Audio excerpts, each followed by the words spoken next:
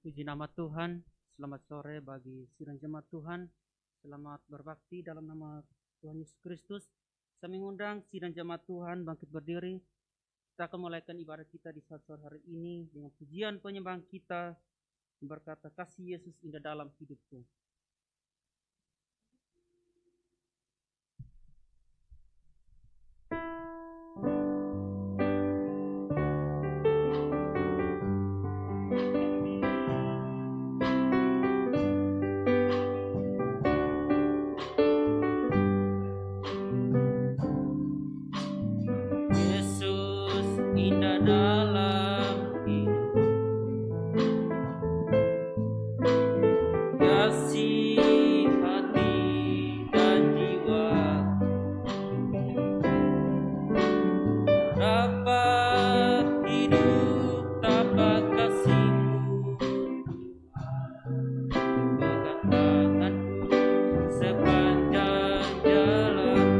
Yesus indah dalam hidup.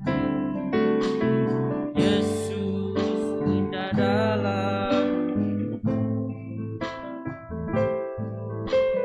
Kasih hati dan jiwa dapat hidup tanpa kasih-Mu. Tanganku sepanjang jalan.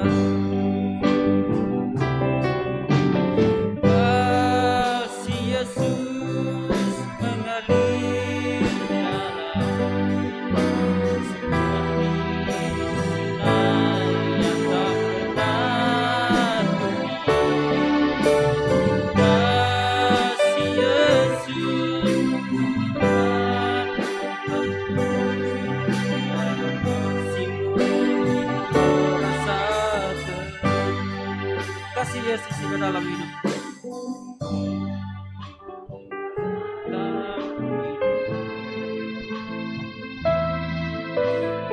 Kasih hati dan jiwa dapat hidup tanpa kasih. Dengan tanganku sepanjang jalan.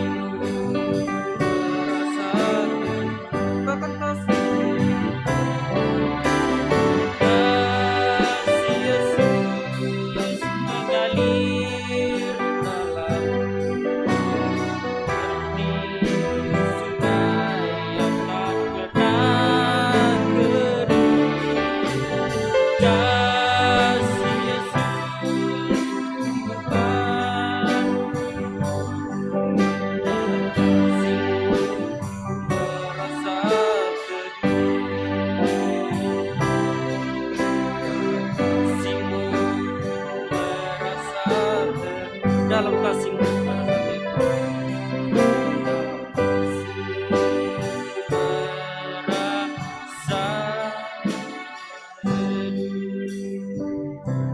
Dengan kasih Kristus, Bapak Nelson membawa kita dalam doa pembukaan.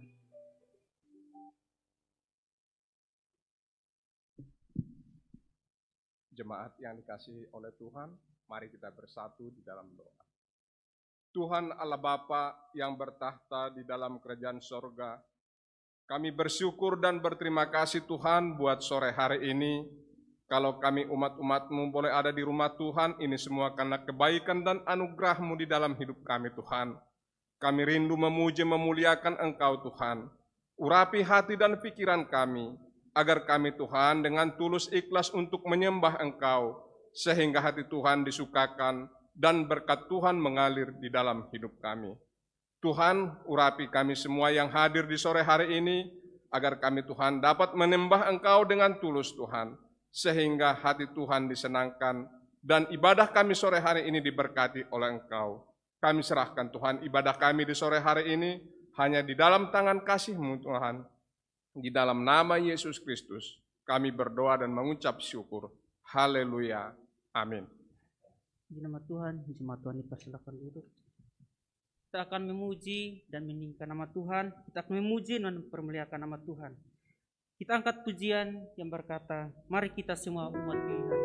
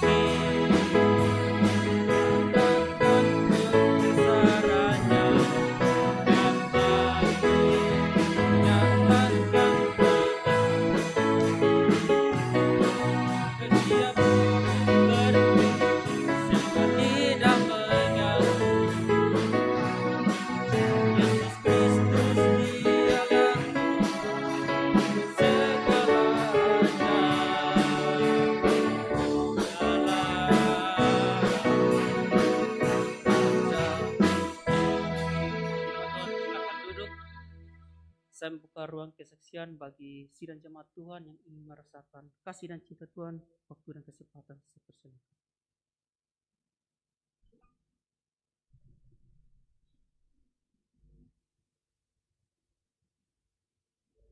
Saya tunggu semenit nggak ada gitu ya. Tapi puji nama Tuhan, saya tetap bersyukur. Saya rasa apa yang akan saya saksikan ini berguna bagi kita semuanya. Beberapa hari yang lalu saya ngobrol-ngobrol sama suami. Sebenarnya 3 minggu yang lalu, biasalah suami istri ada pertengkaran gitu ya. Udah berbaikan kami ya, kira-kira 3 hari yang lalu ngobrol lagi. Pak, kita kok begini ya? Tapi ketika kami bertengkar saudaraku, seperti Desember tahun lalu 2020, kami bertengkar, besoknya ada yang datang ke rumah kami, mengajak kami berdua ke rumah rumah tangga orang lain yang sudah bertahun-tahun tidak ini. Jadi suaminya, maaf orang Batak ini, suaminya ke kedai tuak aja minum tuh lapo, mungkin ibu ini ngerti lapo itu tempat minum-minum. Si istri sibuk mencari uang. Anak kalau nggak salah ada 3 ya Pak ya. Lalu kami bertiga di sana ya biasa ngobrol-ngobrol, dimasuk-masuki firman Tuhan. Singkat cerita mereka katanya mau bersedia berbaikan dan kami tutup waktu itu dengan doa. Dan akhirnya baik. Tidak ibadah di sini, ibadah di Cianjur, salah satu gereja di sini. Lalu kami ngobrol lagi. Di sini juga pernah Inata, Inata itu ma artinya ya, di komplek kita ini. Dia kasih tahu juga, oh iya ya, orang Batak juga. Kami perbaiki juga rumah tangganya. Nah, yang saya mau saksikan di sini, kok ketika kami juga sedang, kok ada yang minta tolong kami perbaiki. Akhirnya kami juga introspeksi diri, jangan kita memperbaiki rumah tangga orang lain, tapi rumah tangga kita sendiri. Berantakan, kata kita berdua. Ya puji nama Tuhan saudaraku, kami saling mengalah, kami saling merendahkan hati, kami berjanji untuk tidak, kalau sebisa mungkin, jangan terjadi pertengkaran lah. Pertengkaran kecil-kecil itu untuk meningkatkan iman, itu aja. Terpuji nama Tuhan, haleluya. Ada lagi yang bersaksi? Berkesempatan terkecil. Kalau tidak ada, kita masih memuji Tuhan.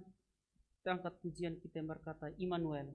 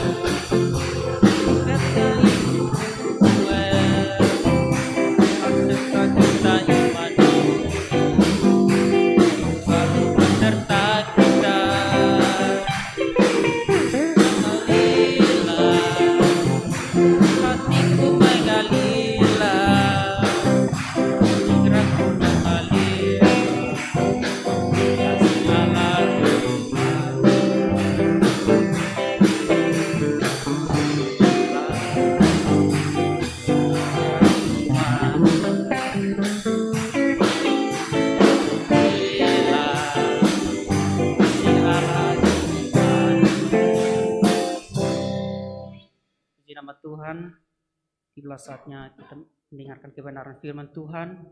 Kita siapkan hati kita untuk ditaburi oleh kebenaran firman Tuhan. Kita naikkan pujian penyembahan kita. Dia seperti air yang mengalir. Saya mengundang sidang jemaat Tuhan semua berdiri.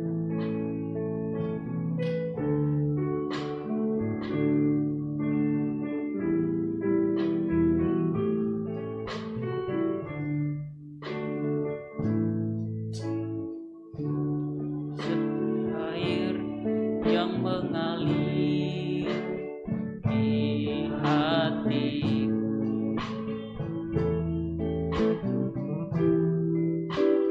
seperti air yang mengalir saat ini.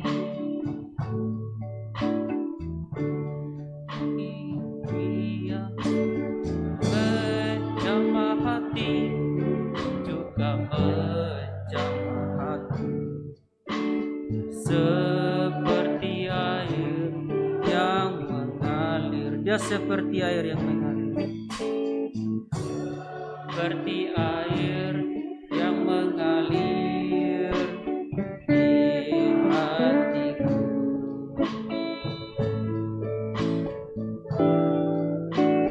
seperti air yang mengalir saat ini.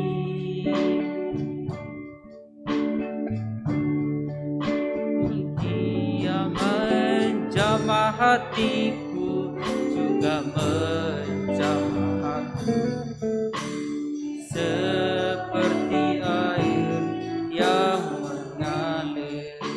Katakan, oh Yesus, oh Yesus, ya Yesus, jamahan kasih-Mu. Oh Yesus, ya Yesus, Allah dengan kuasa Roh Kudus. Dia seperti air yang mengalir, seperti air yang mengalir di hatiku,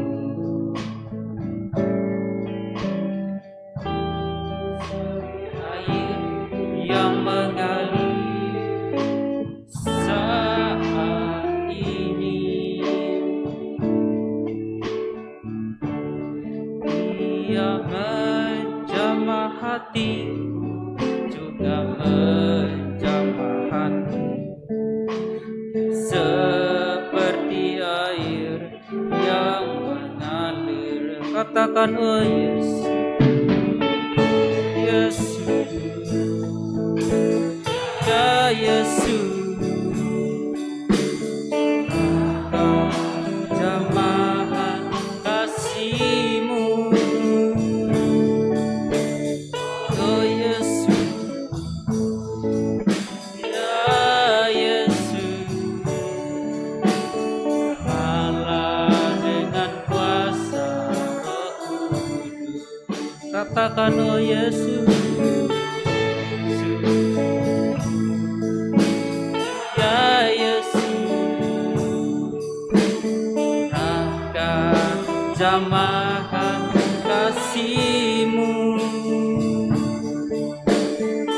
Oh Yesus, ya Yesus, jamalah dengan kuasa Roh Kudus. Allah dengan kuasa Roh Kudus, jamalah dengan kuasa Roh Kudus.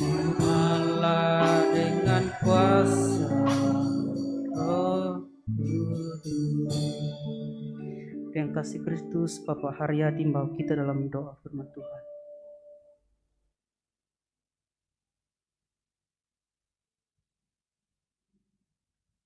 Saudara-saudara yang kekasih di dalam Tuhan, mari kita berdoa.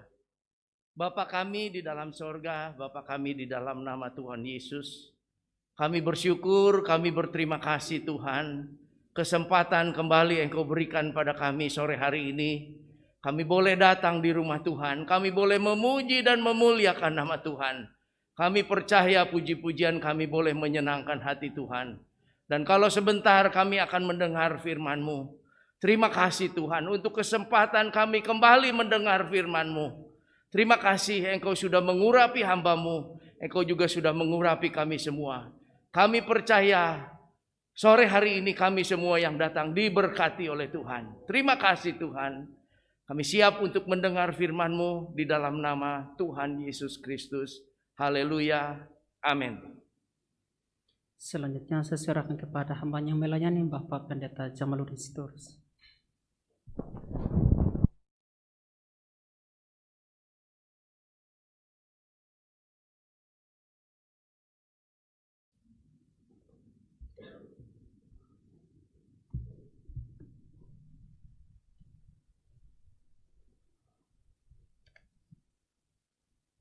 Puji Tuhan.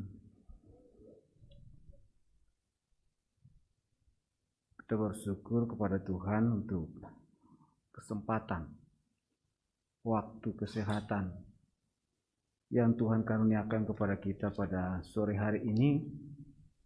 Kita bisa memenuhkan apa yang menjadi kebutuhan kita. Kebutuhan yang bersifat rohania. Kebutuhan lahiriah, kebutuhan rohania, dan saat ini kita sedang memenuhkan apa yang perlu untuk kebutuhan rohani kita. Saya berterima kasih juga kepada Ibu Gembala yang berkenan memberikan kesempatan kepada saya kembali untuk menyampaikan firman Tuhan pada sore hari ini. Tema firman Tuhan gereja kita pada bulan ini adalah jangan tawar hati, penolongmu sudah datang. Yang terambil dalam Yohanes pasalnya yang ke-14 ayatnya yang ke-16. Mari kita membuka ayat itu.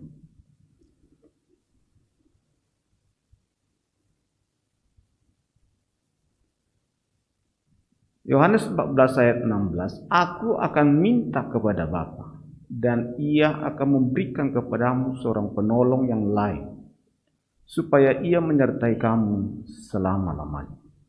Amin. Ada orang berkata, hidup ini adalah peperangan.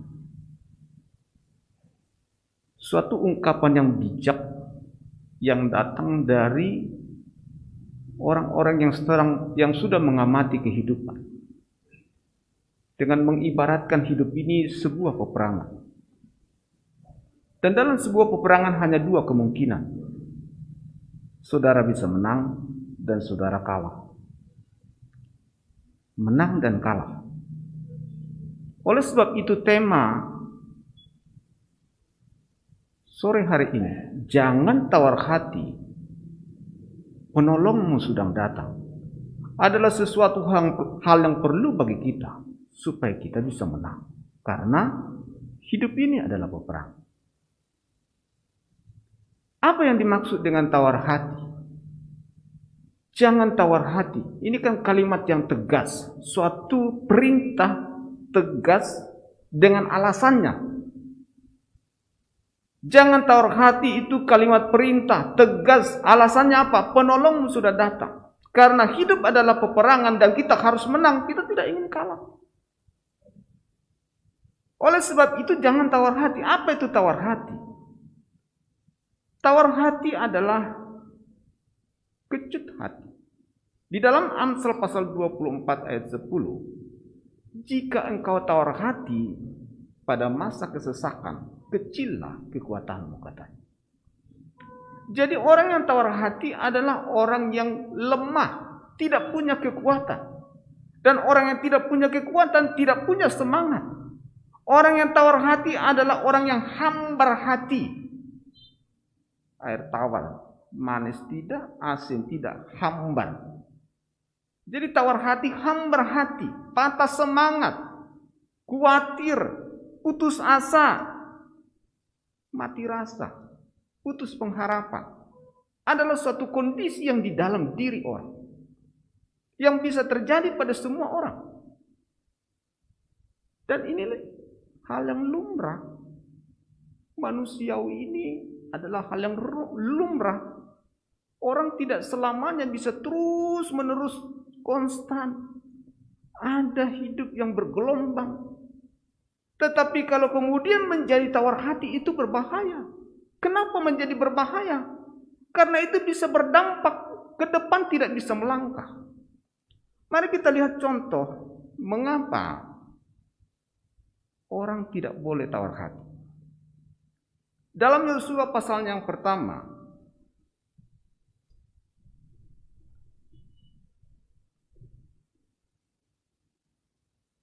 kitab Yosua pasal 1. Perintah Tuhan kepada Yosua untuk merebut tanah Kanaan. Dalam pasal 1 ini ada 4 kali Tuhan berbicara, kuatkan dan teguhkan hatimu. Ayatnya yang ke-6, kuatkan dan teguhkan hatimu. Ayatnya yang ke-7, hanya kuatkan dan teguhkan hatimu dengan sungguh-sungguh. Ayatnya yang ke-9, janganlah kecut dan tawar hati, sebab Tuhan Allahmu menyertai engkau kemanapun engkau pergi. Ayat yang ke-18, kuatkan dan teguhkan hatimu. Jadi, tawar hati itu berbanding terbalik dengan hati yang kuat. Kenapa orang menjadi tawar hati dalam konteks kitab Yosua? Yosua membandingkan dirinya dengan Musa. Seseorang yang membandingkan dirinya dengan ukuran tertentu, dan dia jauh di level, dia tidak memenuhi ukuran itu, dia merasa dia bukan siapa-siapa, membuat dia menjadi tak berdaya. Dia merasa dia tidak siapa-siapa. Dia mengukur dirinya dengan ukuran yang dia buat sendiri. Dia mengukurkannya dengan ukuran yang tertinggi. Dalam hal ini Yosua membandingkan dirinya dengan Musa.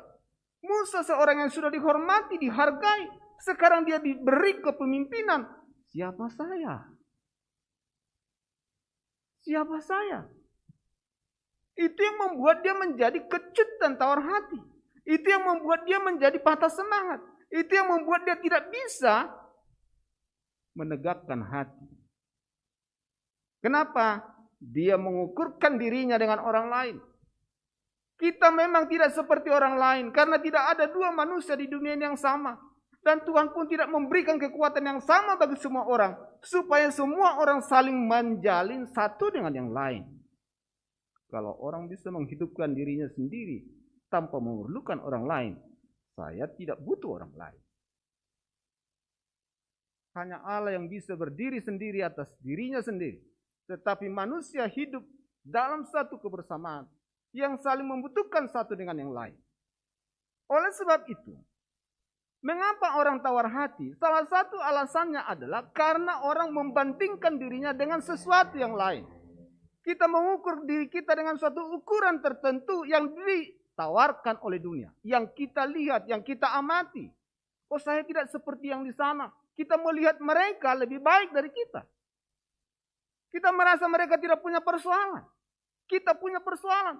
Kenapa? Ukuran kita yang menentukannya.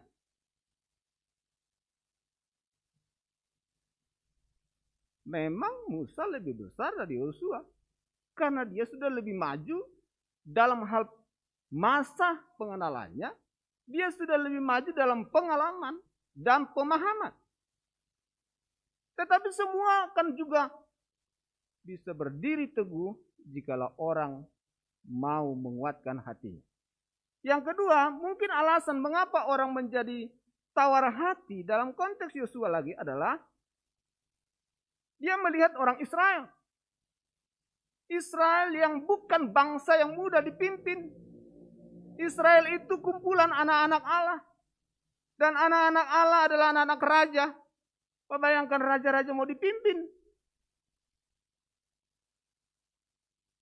Itu sebabnya memimpin raja-raja susah. 1 juta hamba itu lebih mudah dipimpin daripada 2 orang raja. Sehingga ada suatu istilah. Dalam satu rumah bisa tinggal beberapa keluarga. Tetapi dalam satu pulau tidak cukup untuk 2 orang raja. Karena 2 orang raja itu susah diatur. Anak-anak orang Israel itu adalah anak-anak Allah. Dan mereka bukan bangsa yang mudah diatur. Alkitab mengatakan mereka keras tengkuk, mereka susah diatur. Dan sekarang itu diberikan tongkat kepemimpinan kepada Yosua. Atur bangsa itu. Tentu dia akan kemudian merasa, siapa saya? Apa yang saya miliki? Tanggung jawab yang besar ini menekan dirinya. Kembali kenapa? Dia melihat dirinya saja. Memang kalau melihat semua tanggung jawab ini dan kita melihat diri kita akan menjadi kecil. Itu wajar, manusiawi. Maka manusiawi kalau orang khawatir, kalau orang tawar hati, manusiawi. Yang menjadi masalah kalau tawar hati itu kemudian berkepanjangan. Khawatir itu mendominasi. Sehingga kita menjadi tidak merasakan apa-apa. Menjadi putus harap yang akhirnya hidup segan, mati tak mau. Alasan ketiga kenapa orang tawar hati atau menjadi hambar hatinya dalam konteks Yosua ini lagi adalah dia melihat tantangan yang di depan. Apa itu? Yosua dan orang Israel diperintahkan oleh Tuhan masuk ke tanah Kanaan. Tapi ada hambatan di sana. Ada tembok yang begitu tinggi. Dan begitu tebal. Yang secara manusiawi tidak mungkin bisa dihadapi. Belum lagi tentara yang terlatih. Israel tidak punya tentara yang terlatih. Israel tidak punya persenjataan karena mereka 40 tahun di padang gurun. Tidak punya pabrik senjata. Jericho besar sekali, kuat dan kokoh dengan tentara yang kokoh. Dan disuruh masuk ke sana bagaimana mungkin? Tantangan ini terlalu berat. Persoalan ini terlalu berat. Dan itu semua membebani. Karena pandangan matanya ditujukan kepadanya. Ini masalah internal. Tawar hati itu masalah internal. Masalah kepribadiannya sendiri. Maka musuh terbesar katanya adalah dirimu sendiri. Sehingga kalau orang bisa menaklukkan dirinya, dia menaklukkan musuh yang terbesar. Karena tidak mungkin kita bisa berperang kalau kita sendiri tidak bisa berdiri. Jadi kalau kita tidak bisa teguh berdiri, bagaimana kita bisa melangkah maju? Itu sebabnya hal yang pertama yang dikerjakan oleh Tuhan kepada Yosua. Kuatkan dan teguhkan hatimu. Kuatkan dan teguhkan hatimu. Engkau sendiri yang harus membangun dirimu sendiri.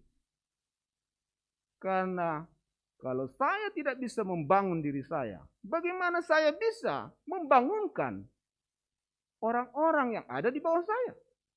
Keluarga saya. Tanggung jawab saya. Saya sendiri tidak bisa berdiri. Jadi tawar hati adalah masalah internal, tetapi akan berpengaruh secara eksternal. Orang yang tawar hati tidak bisa berdiri di atas kakinya sendiri. Dia kalah sebelum berperang. Bagaimana mungkin dia disuruh maju untuk mengalahkan musuh? Jadi tawar hati adalah suatu persoalan yang serius. Dan tidak akan ada kemenangan bagi orang yang tawar hati. Ini masalah mental block. Dan tidak mudah mengubah itu. Karena apa? Pandangan lahiriah.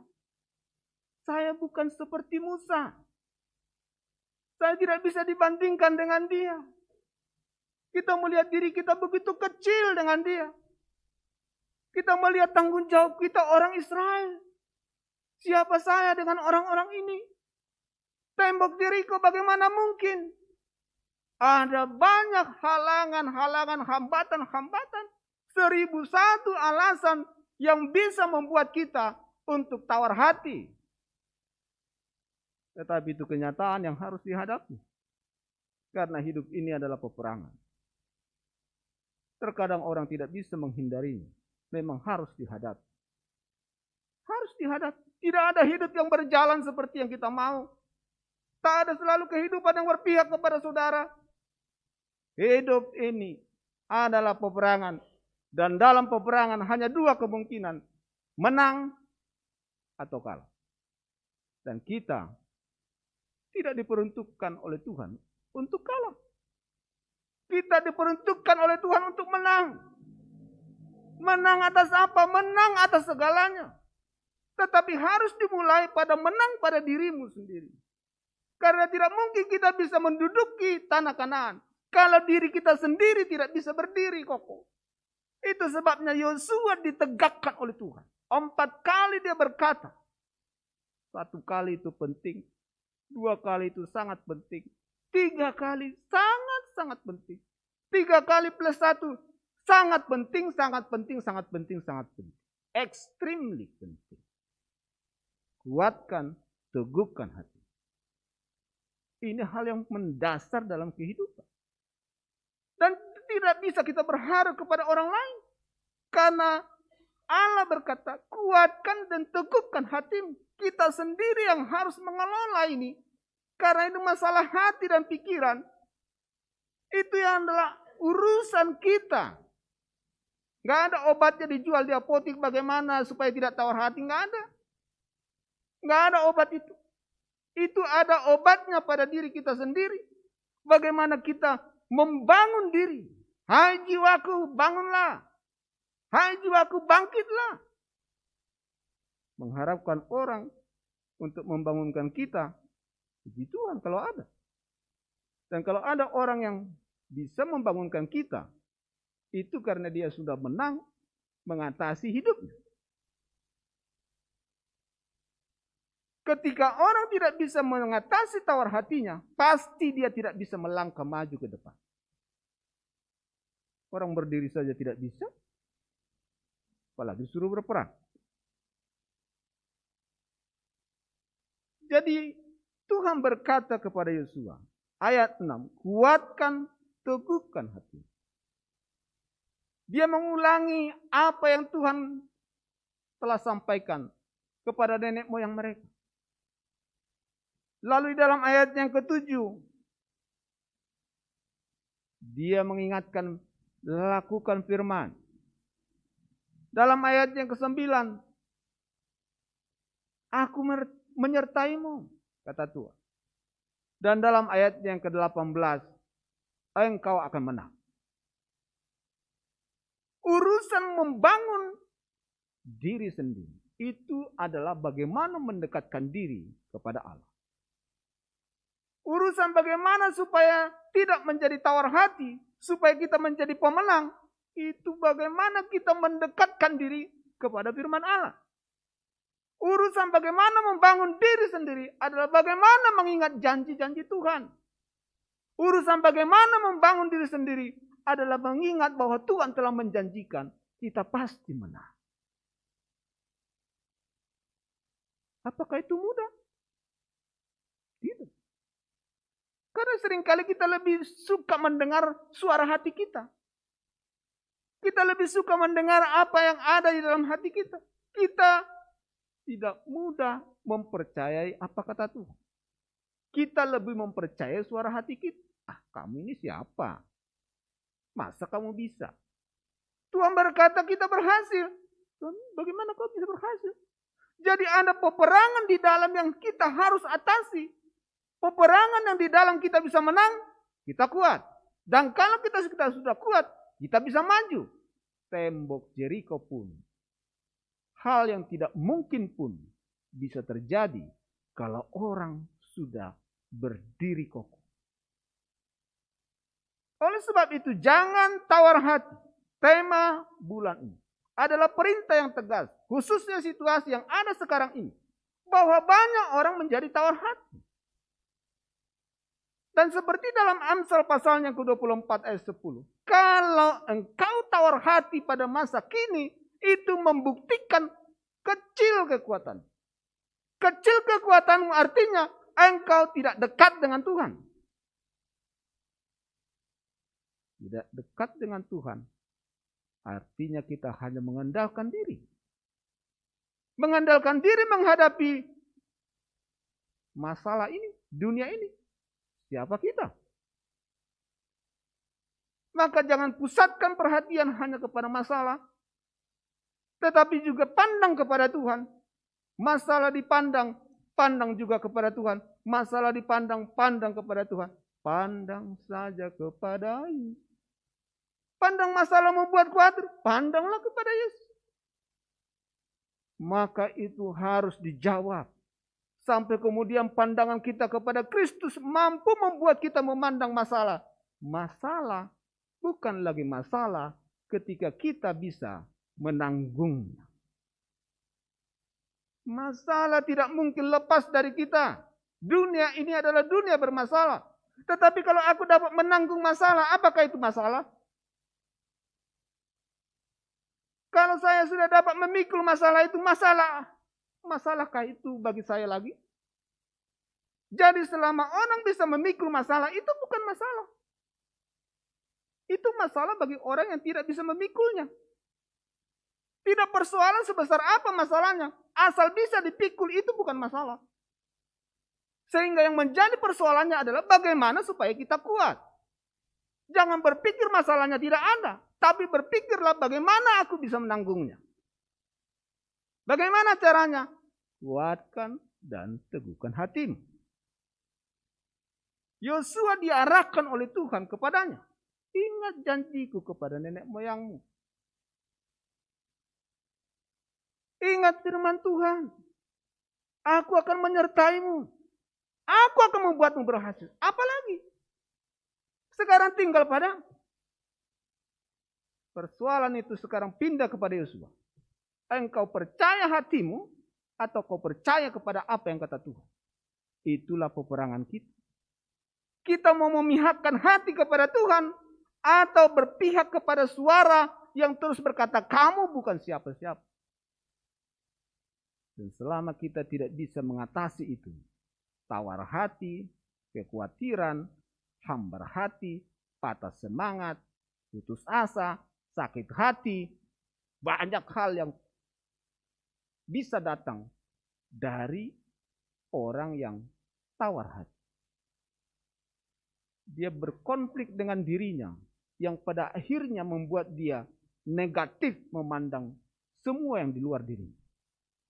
Karena dia negatif, maka orang pun dinilainya negatif.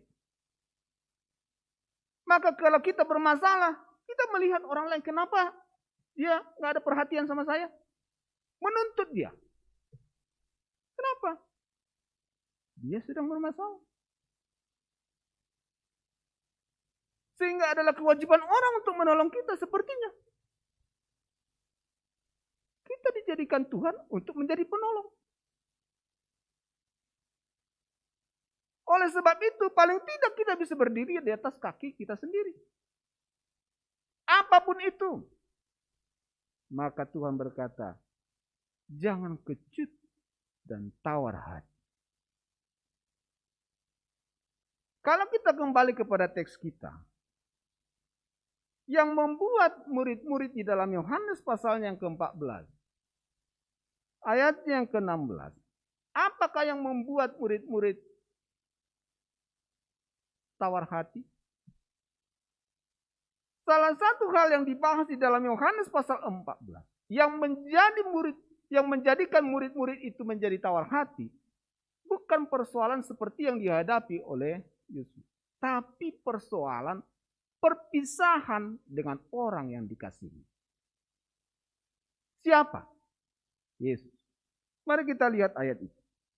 Di dalam Yohanes pasalnya yang ke-14. Ayatnya yang ke-1 sampai ayatnya yang ke-3.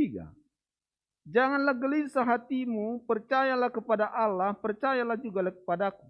Di rumah Bapakku banyak tempat tinggal. Jika tidak demikian, tentu aku mengatakannya kepadamu. Sebab aku pergi ke situ untuk menyediakan tempat bagimu. Dan apabila aku telah pergi ke situ dan telah menyediakan tempat bagimu, aku akan datang kembali dan membawamu ke tempat, supaya di mana tempat di mana aku berada, kamu pun berada. Lalu Thomas berkata, Tuhan, kami tidak tahu kemana engkau pergi.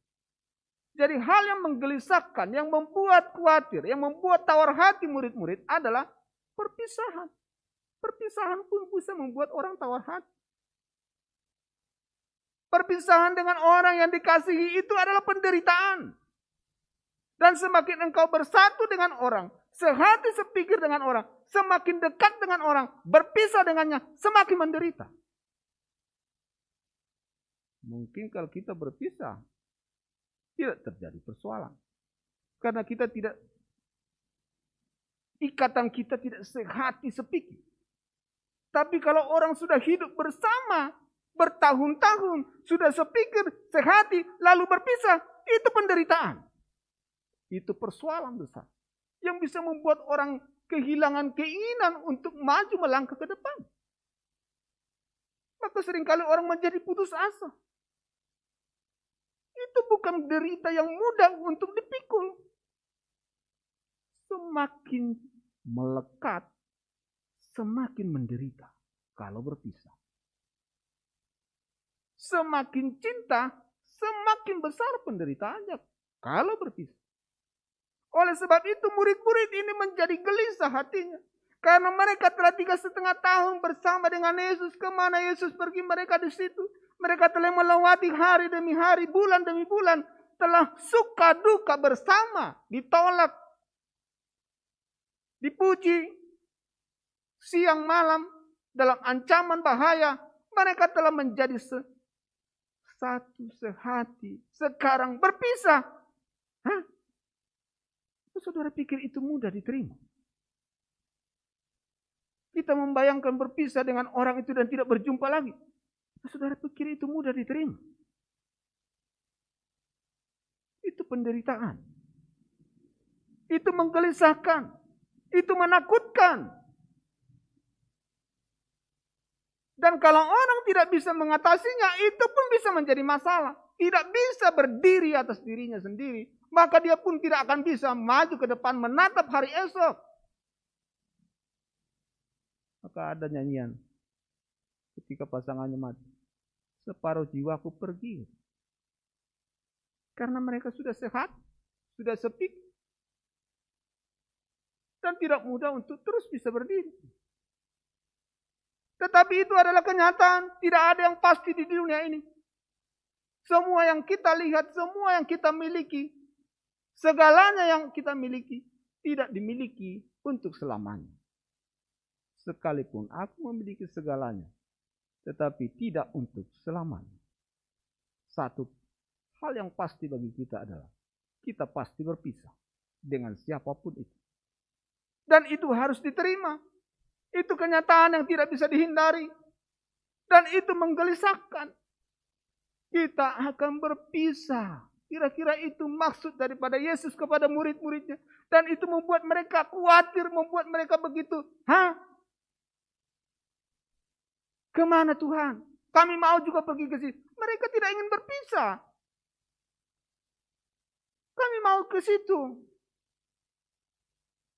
Berpisah dengan orang yang dikasihi adalah suatu hal yang sangat membuat orang bisa tawar hati, kecut hati, hambar hati, putus hati, hancur hati. Oleh sebab itu kita harus hati-hati mengelola hati supaya tidak patah hati, supaya tetap kuat hati. Di dalam jawaban Tuhan Yesus kepada murid-murid yang takut hati akan pesan yang disampaikan oleh Yesus kepadanya. Apalagi ketika Thomas berkata dalam ayat yang kelima, Tuhan kami tidak tahu kemana engkau pergi. Jadi bagaimana kami tahu jalan ke situ? Mereka tidak ingin berpisah. Kalau Yesus pergi kami juga mau ikut ke situ. Kami tidak ingin lagi berpisah. Kami sudah tinggalkan yang sana. Kami sudah ikut engkau. Dan tidak akan berpisah dengan. Lalu kata Yesus dalam ayatnya yang ke-6.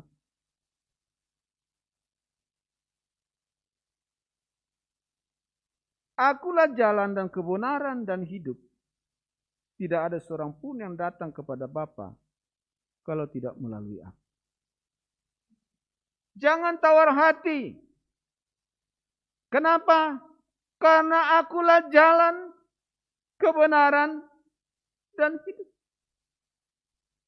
Yesus berkata, aku akan pergi kepada Bapa. Dan kalau engkau mau mencari jalan itu, akulah jalan itu. Kenapa? Jalan adalah penghubung dari satu tempat ke tempat yang lain. Tempatnya Bapa dan tempatnya mereka itu sudah putus karena dosa. Manusia yang berdosa telah putus jalan dengan Tuhan. Tidak ada hubungan. Tetapi Yesus menjamin. Dia katakan, akulah jalan. Sehingga kalaupun aku pergi, engkau pasti juga bisa datang kepadaku. Karena akulah jalan. Hal yang kedua yang dijawab oleh Yesus, akulah kebenaran. Manusia ini tidak memenuhi standar kebenaran karena dosa artinya kurang dari standar. Tidak memenuhi standar ilahi. Menyimpang, tidak sampai sasaran berarti kurang dari standar. Dosa itu kurang dari standar. Maka manusia tidak bisa sampai kepada Allah. Murid-murid pun tidak bisa sampai kepada Allah. Tapi Yesus berkata, akulah kebenaran. Sehingga orang berdosa, kalau engkau di dalam Yesus, engkau pun benar. Kau sampai juga kepada Bapa. Jadi kalau alasannya tidak tahu jalan, Yesus jalan. Kurang kebenaran, Yesus kebenaran. Dan juga manusia itu punya keterbatasan hidup. Dia ada hanya untuk 70 tahun, 80 tahun. Oleh sebab itu, Yesus berkata, akulah kehidupan. Hidup selama-lamanya. Ada selama-lamanya. 3 jawaban ini cukup. Aku akan datang kembali kepadamu. Nah, dalam Yohanes pasal yang ke-14, ketika Yesus berkata, ayatnya yang ke-2 dan 3, sebab aku pergi ke situ untuk menyediakan tempat bagimu. Dan apabila aku telah pergi ke situ dan telah menyediakan tempat bagimu, aku akan datang kembali dan membawa kamu ke tempatku, supaya di tempat di mana aku berada, kamu pun berada. Apakah Yesus sekarang sedang menyediakan tempat bagi kita? Bukankah Allah sudah selesai dalam segalanya penciptaan? Tidak ada hal yang baru yang diciptakan oleh Tuhan lagi. Jadi apa makna perkataan ini? Ini harus dipahami dalam konteks pemikiran orang Yahudi. Mindset orang Yahudi. Budaya Yahudi. Di dalam Alkitab seringkali Tuhan mengibaratkan hubungan antara Allah, antara Yesus dengan gereja, orang percaya, seperti hubungan laki-laki dengan perempuan. Hubungan mempelai laki-laki dan mempelai perempuan. Dan dalam mindset orang Yahudi, pernikahan orang Yahudi, ketika seseorang bertunangan, belum menikah, itu sudah pasti. Kenapa pasti pertunangan itu? Harga yang harus dibayarkan, itu sudah dibayar lunas. Bukan seperti di Indonesia. Pertunangan dikasih tanda jadi. Nanti menggenapi dalam pernikahan. Dalam budaya Yahudi dari dulu sampai hari ini, sama. Dibayar lunas. Itu sebabnya ada ayat yang mengatakan, aku telah mempertunangkan kamu kepada Kristus sebagai mempelai wanita. Hargamu telah lunas dibayar. Kita sudah dibeli menjadi mempelai wanita daripada Yesus. Kenapa diibaratkan mempelai wanita? Harganya telah lunas dibayar. Miliknya sudah dibayar lunas. Tinggal dia pulang. Kenapa dia harus pulang? Setelah pertunangan orang Yahudi, dia pulang dengan bapaknya lagi ke rumah bapaknya. Dia bisa datang lagi 6 bulan kemudian, 1 tahun kemudian, 2 tahun kemudian, 3 tahun kemudian. Itu tergantung kepada kesiapan laki-laki. Tapi pasti dia datang. Itu sebabnya ketika Yusuf dan Maria dikatakan bercerai, seolah-olah sudah suami istri. Kenapa? Karena memang itu secara hukum itu sudah milik tetapi belum suami istri. Oleh sebab itu di dalam masa pertunangan dia pulang kembali, laki-laki itu mempersiapkan pesta pernikahan sekaligus rumah untuk mereka nanti. Kalau sudah menikah dia langsung ke rumahnya. Menggenapi firman Tuhan dalam kitab Kejadian pasal 2 ayat 24 bahwa laki-laki itu akan meninggalkan ayahnya dan ibunya dan bersatu dengan istrinya. Jadi laki-laki tidak boleh tinggal lagi dengan orang tuanya. Dia harus membangun rumah tangganya sendiri, maka dia harus menyiapkan rumahnya. Setelah siap rumahnya, baru dia kemudian menikah, pesta langsung datang ke rumahnya. Jadi dalam konteks itulah Yesus berkata, aku akan datang kembali. Pasti datang, pasti. Masa untuk sementara. Ini suatu masa sementara saja kita berpisah. Aku akan datang kembali. Mempelai itu akan datang kembali. Dan sementara dia belum datang, Yesus yang kedua kali belum datang, dia memberikan penolong kepada kita. Dan itulah yang kita baca dalam ayatnya yang ke-16. Aku akan minta kepada Bapa dan ia akan memberikan kepadamu seorang penolong. Dalam masa apa? Mempersiapkan kita. Memampukan kita, memberikan kemampuan untuk kita tidak tawar hati, memberikan pengharapan terus, pasti datang. Yesus akan datang yang kedua kali. Dia akan datang untuk membawa kita. Sementara belum datang, Roh Kudus diberikan. Penolong itu Parakletos. Orang yang dipanggil berdiri di sampingnya. Parakletos. Dan dia berdiri di samping untuk apa? Untuk menolong, untuk menghibur, untuk menasehati, untuk menopang. Maka Parakletos itu bisa diterjemahkan penolong, penghibur, penasehat, advokat. Untuk apa? Sampai Kristus datang, Allah memberikan Roh Kudus supaya kita tidak tawar hati. Karena kita bisa tawar hati. Perlambatan, kapan datangnya? 6 bulan kah? 1 tahun kah? 2 tahun kah? 3 tahun kah? Yang pasti datang, waktunya yang tidak tahu. Tak seorang pun yang tahu. Tetapi itu sebabnya penolong itu diberikan kepada kita. Dan karena itu, perpisahan yang sementara itu hanya untuk sementara. Kita akan berjumpa kembali. Kita akan bersatu kembali. Dengan siapa? Dengan Yesus. Dengan siapa? Dengan orang-orang. Semua orang yang percaya kepada Kristus.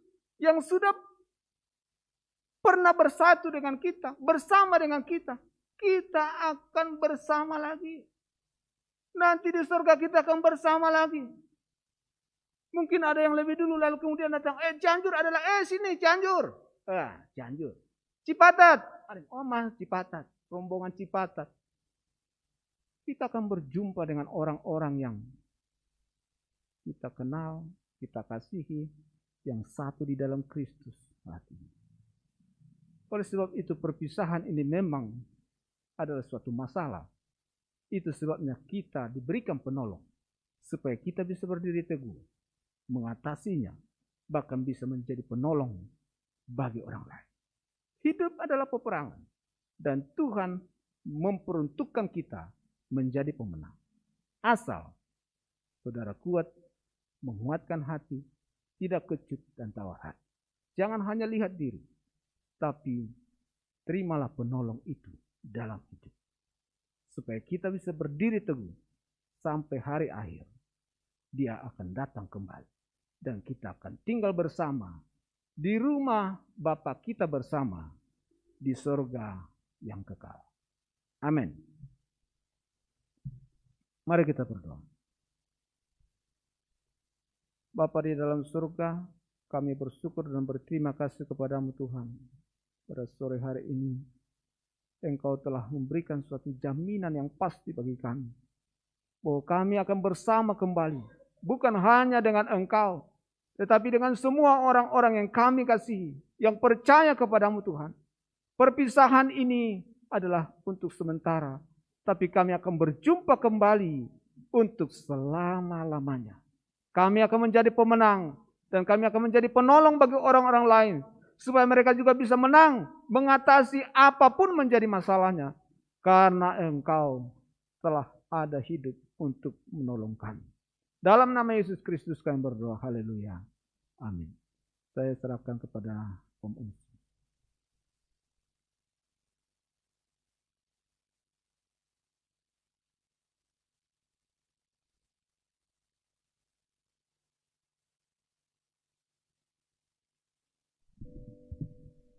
Puji Tuhan, saudaraku yang kekasih, kita sudah diberkati oleh Tuhan Yesus melalui firman Allah yang disampaikan oleh hambanya. Tiba saatnya kita akan berikan korban syukur kita. Haleluya. Kita nyanyikan pujian, mari kita mengucap syukur.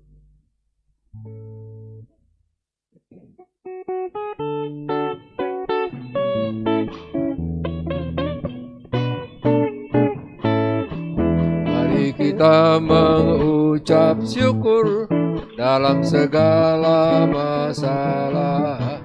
Apa saja yang Tuhan beri selalu cukup bagiku. Jalannya tak pernah keliru, rencananya baik selalu. Percaya pada janji Yesus, Dia takkan mengecewakan. Mari kita mengucap syukur dalam segala perkara, agar Tuhan membuka jalan, memberi berkat melimpah. Jangan takut dan jangan bimbang, firman Tuhan ya dan amin. Mari kita mengucap syukur, sebab ini nyanyian surga. Mari kita mengucap syukur dalam segala masalah. Apa saja yang Tuhan beri selalu cukup bagiku.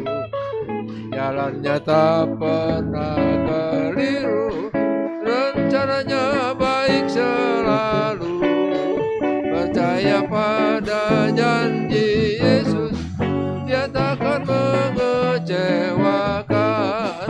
Percaya pada janji Yesus, Dia takkan mengecewakan. Percaya pada janji Yesus, Dia takkan mengecewakan. Terima kasih buat persembahan saudara. Tuhan Yesus memberkati. Besok ibadah pemuda remaja jam 6 sore dan Sabtu ibadah doa jam 5 sore. Senin Kamis gereja terbuka, Senin sampai Jumat gereja terbuka untuk yang mau doa pagi jam 4:30 pagi.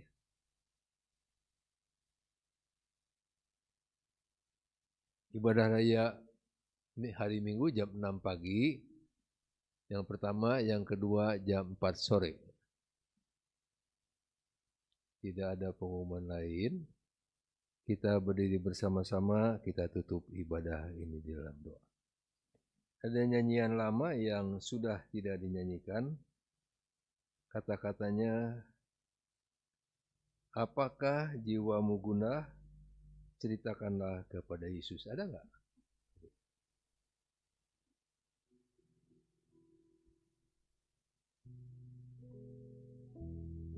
Ceritakan pada Yesus ya. Apakah jiwamu gundah? Ceritakanlah kepada Yesus.